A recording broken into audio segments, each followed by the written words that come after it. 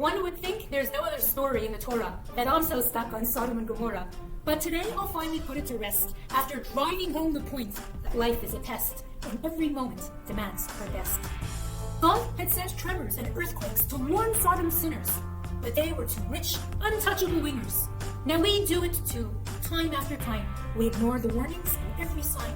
God sends us messages. It is time for repentance. But we pretend we don't understand the sentence. We blame our mess on happenstance. And God is patient, gives us chance after chance.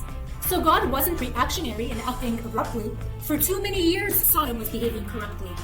But God doesn't blink, and God doesn't bluff. The Lord our God, well, he had had enough. Kindness and mercy in Sodom were a crime. Be nice to a stranger, it would be your first and last time.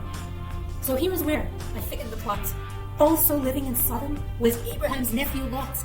Lot knew the place was toxic for spiritual health. Nonetheless, he stayed in Sodom, seduced by its wealth. No, Lot was not righteous like Abraham in any way, but there was one teaching of Abraham's that seemed to stay. Lot was reared in tents that welcomed the guest, offering them food and shelter and all the best.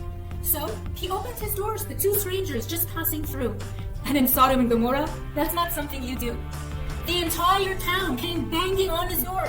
He committed a crime, and they would settle the score. These were evil people, cruel and so nasty. They'd rape the guests and commit pederasty. It's from Sodom that the word sodomy is derived. Godless people where no pleasure was deprived. They threatened Lot to move aside so they could have their way with the guests inside. Lot's life was really on the line. If God was to help him, well, now was the time. Now Lot's front door should have been easy to find, but the townspeople couldn't because they were struck blind. You see, the strangers he hosted were angels that God had deployed. Through them, the sinful cities were to be destroyed. They hastened Lot out, for there was no time to tarry. When you're moving forward, the past is too heavy to carry. They grasped his hands to avert the destruction, and he and his family were given strict instruction. Flee to the mountain, just stay on track. Do not stop anywhere, do not look back. Friends, some things in life are the cause of our ruin, but we can't seem to let go to change our tune.